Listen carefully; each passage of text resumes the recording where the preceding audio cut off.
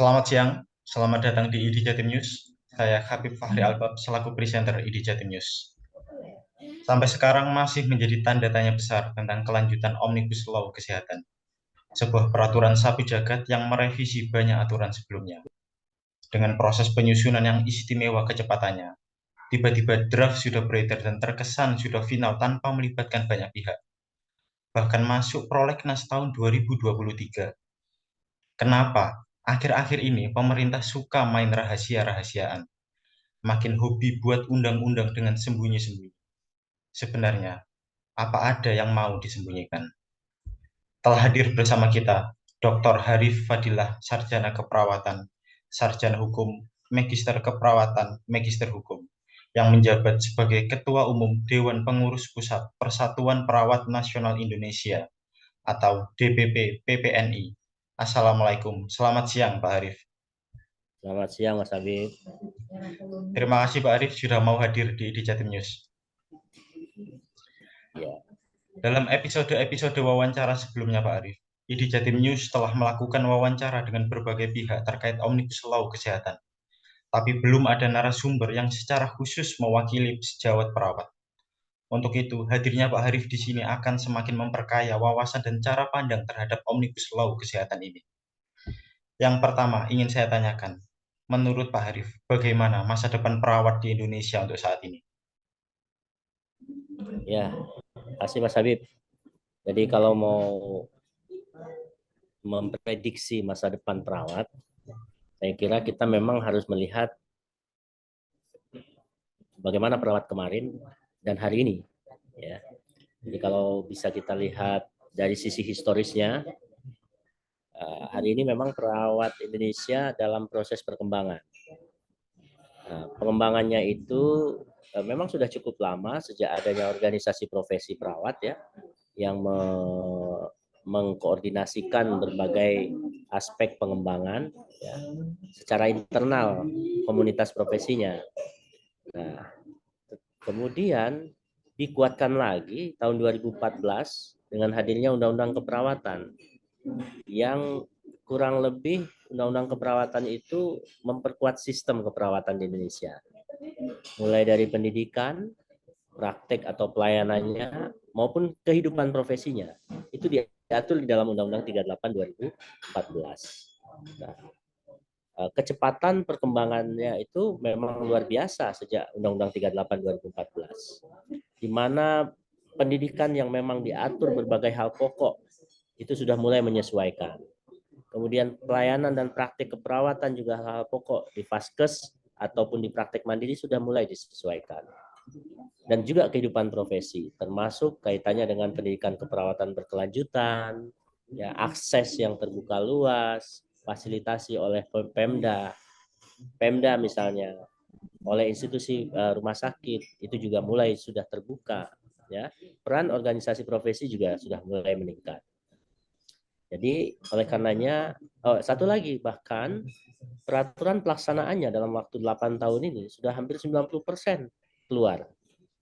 Artinya sebagai upaya untuk implementasi yang lebih established lagi, rasanya sudah tidak ada hambatan lagi gitu. Dengan Undang-Undang 38 2014 tentang keperawatan untuk menata keperawatan Indonesia di masa depan. Nah, kalau prediksinya masa depan, kalau ini akan terus berlanjut, maka perawatan Indonesia cukup bisa disejajarkan dengan perawat-perawat di negara maju.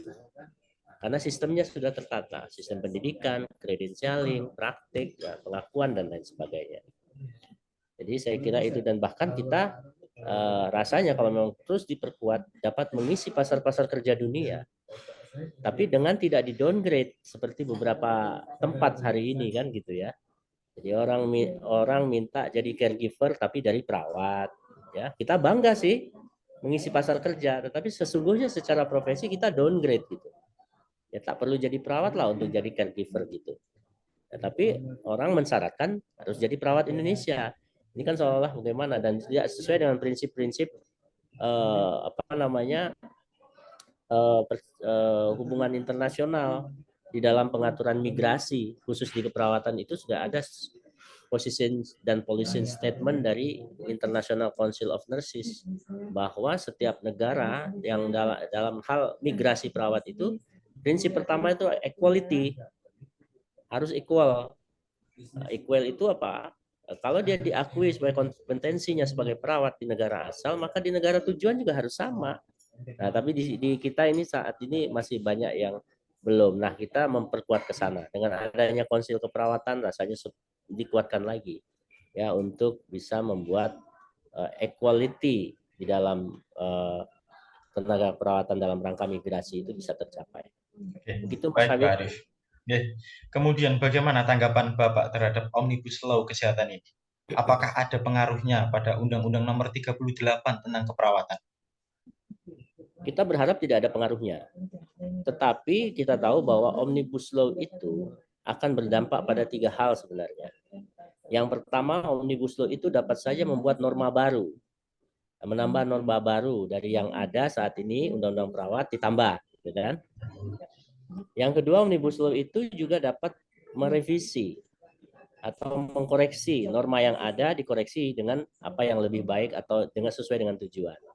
Tapi yang ketiga yang sangat kita khawatirkan itu bisa saja Omnibus Law ini mencabut undang-undang itu secara keseluruhan. Nah, hadirnya RUU Kesehatan metode Omnibus Law ini kita merasa khawatir dalam persoalan yang ketiga tadi sebenarnya. Ya, kalau dia mencabut terus diganti dengan yang tidak sepadan, seperti draft yang beredar itu, kita punya 66 pasal, yang ada itu cuma 2 dan itu juga implisit. Itu sangat-sangat tidak, ya boleh dikatakan menzolimi lah kalau gitu. Maka kita sebenarnya menolak dalam konteks Undang-Undang Perawat ini masuk di dalam pembahasan Omnibus Law. Kita ikut arus menolak Omnibus Law ya dengan harapan Omnibus Law-nya tidak terlaksana, maka Undang-Undang Perawat tetap aman. Saya kira begitu Mas Habib. Baik, kemudian dengan substansi yang ada sekarang Pak Arief, apakah ada pasal-pasal yang secara spesifik bisa merugikan sejawat perawat? Dari draft yang beredar di medsos maksudnya? Iya, Pak Arief. Ya kan memang draft itu terakhir kita disangkal semua Mas Habib ya, baik itu dari DPR maupun kita berdialog dengan pemerintah. Nah, beliau menyangkal bahwa itu adalah draft dari mereka. Tapi apapun kita cukuplah bersikap dari draft itu, ya. Karena apa? Karena kita khawatir akan draft seperti itu yang akan dibahas. Maka substansinya itu yang kita lihat. Yang pertama substansi yang agak mengkhawatirkan kita itu adalah tidak adanya satu mekanisme untuk mengontrol seorang perawat itu tetap pada kompetensinya. Ya, kita tahu bahwa manusia itu tidak selalu tidak stagnan. Dia itu dinamis, ya. Nah, khususnya soal kompetensi bukan makin tinggi orang kalau nggak diasah, tapi dia akan makin turun. Maka kita perlu melakukan upaya-upaya untuk Untuk bisa mengukur dan menetapkan bahwa seseorang itu pada kompetensi yang stabil atau yang kita harapkan meningkat dari sebelumnya. Nah, itulah mekanisme yang ada namanya mekanisme pendidikan keperawatan berkelanjutan itu. Yang outputnya itu adalah bagaimana untuk melakukan perpanjangan atau renewal terhadap surat tanda registrasi. Ya. Nah, kalau saya lihat dari draft itu memang surat tanda registrasinya 1 kali dan seumur hidup. Tidak ada verifikasinya. Jadi sama dengan ijazah gitu. Orang selesai dapat itu. Sementara kalau di keperawatan secara universal, justru STR itulah yang di-renewal orang. STR itulah yang diverifikasi apakah di Malaysia setiap tahun. Ya, ada di Singapura, di Thailand 4 tahun, di beberapa negara 3 tahun. Itu selalu dievaluasi dan direview. Ya, sebagai dasar orang untuk memperpanjang license-nya atau registrasinya gitu. Nah, kalau itu tidak ada, ya saya kira bagaimana kita dapat menjamin bahwa seorang perawat melakukan praktiknya pada masyarakat itu sudah punya keahlian yang selayaknya. Ini kan ujung-ujungnya ada keselamatan pasien. Ya, saya kira itu salah satunya ya, saya kira. Baik, Pak Arief. Kemudian menurut Bapak, tadi dikatakan bahwa Undang-Undang Keperawatan sudah mencapai angka 90% dalam implementasinya. Apakah selama berjalannya Undang-Undang Keperawatan tersebut masih ada masalah atau tidak berjalan dengan baik sehingga perlu adanya Omnibus Law kesehatan ini? Undang-undang dibuat manusia pasti tidak sempurna. Ya. Kita dulu juga menginginkan undang-undang keperawatan ini dan ujung-ujungnya yang disahkan juga adalah kompromi antara pemerintah dan DPR ya. Pemerintah dan DPR sekalipun itu usul-usul kita yang dikorbankan kan gitu, usul-usulan kita. Tapi tak apa, ini sebagai sebuah proses. Nah, jadi menurut saya kalau memang ada kekurangan dalam undang-undang keperawatan ini, ya, undang RUU kesehatan itu, saya kira bisa menambah substansi yang diperlukan, baik itu secara khusus maupun umum. Ya, saya ambil contoh di undang-undang keperawatan itu kan tidak mengatur soal kesejahteraan, bagaimana hubungan industrial, kan tidak mengatur. Itu adanya di Undang-Undang 13 tahun 2003 tentang ketenagakerjaan. Tapi pertanyaannya, apakah tidak spesifik perawat atau tenaga kesehatan ini dalam dunia kerja? Harusnya spesifik. Maka harus ada pengaturan itu masuk di dalam undang-undang kesehatan. Apakah dia metode omnibus law atau tidak? Saya pikir itu penting untuk apa namanya di di apa namanya dirumuskan ya menjadi sebuah pengaturan, apakah itu secara umum misal untuk tenaga kesehatan ini loh begini loh hubungan industrialnya gitu. Jadi paling tidak nakes-nakes khususnya perawat yang di rumah sakit itu penghargaannya bisa lebih tinggi dibanding dengan administrasi biasa ya, dengan orang administrasi keuangan, administrasi perkantoran. Tapi ini kan tidak dihargai sama, semuanya UMP atau UMK gitu. Even itu dokter sekalipun kan gitu ya. Nah, oleh karena itu kami mengusulkan bahwa kalau mau ditambahkan atau diatur sebenarnya yang penting itu bagaimana kesejahteraan nakes ini sebagai tanggung jawab negara gitu. Dan kita lihat kemarin pada masa pandemi tergantung pada siapa. Semuanya pada nakes gitu. Tapi secara insentif kebijakannya belum ada. Bukan kebijakan insentif ya, insentif kebijakan. Artinya political will untuk memperhatikan nakes ini oleh pemerintah dari aspek sejahteraannya itu belum ada. Ya. Saya kira itu, Mas. Oke. Berikutnya dengan berbagai problematik yang ditimbulkan tadi. Langkah apa saja yang sudah dilakukan oleh PPNI untuk mengeluarkan Undang-Undang Keperawatan dari draft yang ada? Kita ada empat langkah strategis yang kita lakukan. Nah, kalau PPNI kami sudah membuat satgas, satuan tugas khusus ya. Nah, 4 hal itu adalah yang pertama adalah kan advokasi. Advokasi dan lobby kadang-kadang bersama-sama, kadang-kadang sendiri-sendiri. Pada siapa? Kepada DPR. Nah, hari ini kami sudah berjalan bersama dan atau tidak. Bersama-sama dengan 5 OP lainnya, itu ke beberapa sudah, ya ke Nasdem, kemudian ke kemarin ke PKB ya. Nah, itu sudah berjalan bersama-sama. Dan di sisi lain karena kita juga sudah lama bersurat kepada fraksi-fraksi ya. Pada satu saat juga kita dipanggil sendiri, diundang sendiri ya. Nah, itu advokasi dan lobby kita lakukan pada anggota DPR, orang per orang maupun dia kelompok fraksi ataupun ketua fraksi. Nah, yang kedua kepada pemerintah. Kita juga sudah bicara langsung pada pemerintah bahwa kami menolak undang-undang keperawatan itu masuk di dalam pembahasan Omnibus Law dengan alasan 1, 2, 3, 4, 5 kan gitu. Nah, itu kita sudah sampaikan ya. Sudah 2 kali lagi kan untuk ketemu menteri langsung ya kan dan dia berdialog untuk itu kan. Kemudian kepada stakeholder lainnya, pada yang mewakili masyarakat misalnya ada YLKI, kemudian kepada ormas-ormas ya, kami sudah menghadap ke Nahdlatul Ulama, ini sedang menunggu jadwal ke Muhammadiyah, besok ke Buddha Suci dan lain sebagainya untuk mendapatkan dukungan supaya ini tidak dicuekin gitu ya, harus diperhatikan gitu ya. Kemudian ya kepada pemerintah dalam tingkat dirjen, direktur, itu sudah kita sampaikan. Nah, ketiga kegiatan kita adalah aksi. Nah, action, ya, aksi bisa saja demonstrasi atau demo damai yang sudah kita lakukan kemarin, ya, tanggal 28 yang lalu. Kemudian terakhir publikasi di media. Jadi 4 strategi besar itulah yang kita lakukan selama ini untuk terus-menerus mendorong untuk bisa mencegah undang-undang perawat bisa hilang gitu atau dihapus karena Omnibus Law ini. Demikian Mas Habib. Baik, tentunya dengan adanya 4 langkah yang tadi Pak Harif sampaikan, dengan harapan bahwa undang-undang keperawatan nantinya akan keluar dari draft.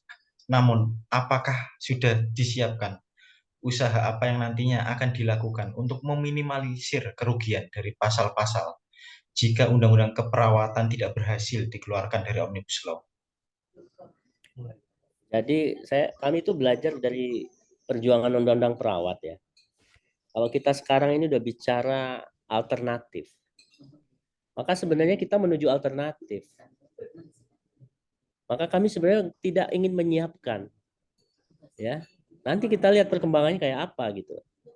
Ya, bahwa sekarang titik kita satu perjuangannya supaya jangan ikut dibahas.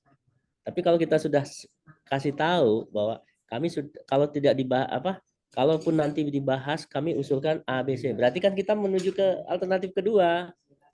Nah, oleh karena itu saya tekankan betul sama Satgas, fokus perjuangan ini. Satu kata setiap kepada siapapun bertemu itu saja yang kita perjuangkan.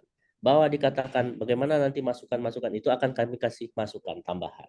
Sebagai tambahan untuk undang-undang apakah kesehatan saja tanpa Omnibus Law ya untuk dibuat oleh pemerintah dan DPR, tetapi tidak mengganggu undang-undang keperawatan ini. Nah, itu ada pada saatnya. Nah, sehari ini kami sedang sesuai dengan tahap-tahap yang ada di DPR kan belum pembahasan ini. Ya. Hari ini kami tetap pada satu tujuan, belum mengeluarkan alternatif ya atau bahkan tidak akan mengeluarkan alternatif gitu. Sampai hari ini ya. Oke, baik Pak Arief. Berikutnya tadi dikatakan sudah dilakukan beberapa audiensi dan saya lihat di media sosial juga sudah datang ke beberapa partai politik. Kira-kira poin-poin apa saja yang sudah dihasilkan dari pertemuan-pertemuan tersebut, Pak Arief?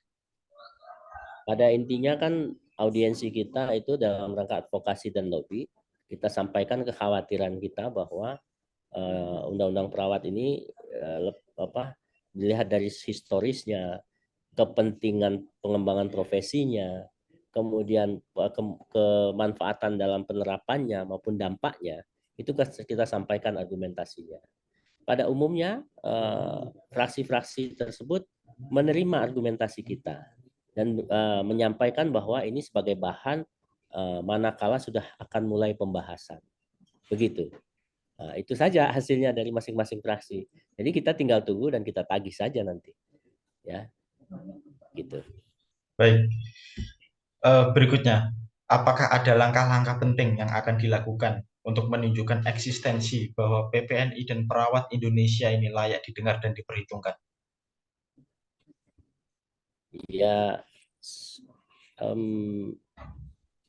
saya kira kita belum merancang ke sana ya. Maksudnya begini ya, saya paham arah pertanyaannya. Jadi kalau nggak didengerin ngapain gitu kan maksudnya ini ya, ya kan? Ya, kita tetap akan merencanakan sesuatu, tapi belum kita bisa sampaikan hari ini karena kita masih punya keyakinan pihak-pihak yang kita ajak beraudiensi itu mendengar dan memperjuangkan upaya kita.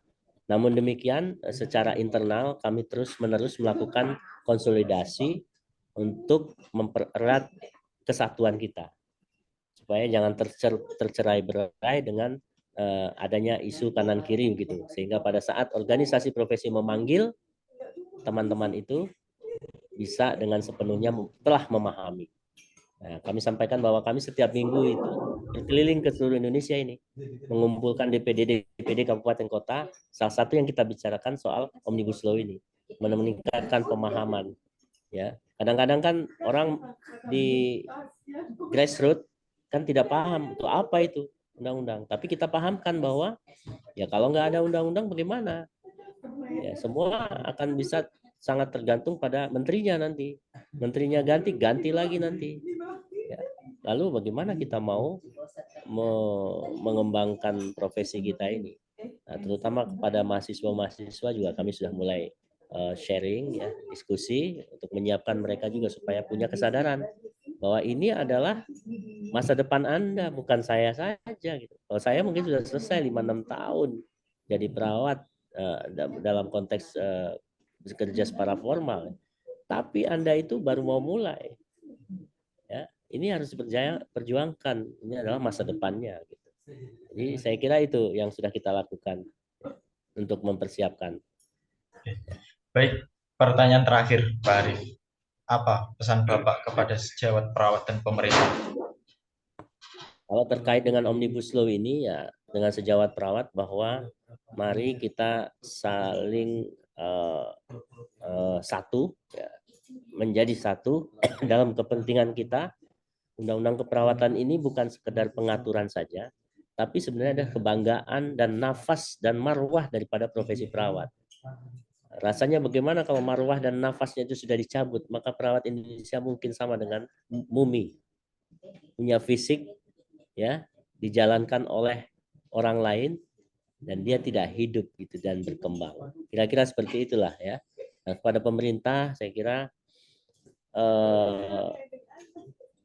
kami berharap secara konsisten gitu, bahwa pemerintah telah mengeluarkan berbagai peraturan pelaksanaan dari undang-undang ini. Ayo kita laksanakan dulu, kita terapkan dulu yang baru dikeluarkan ini.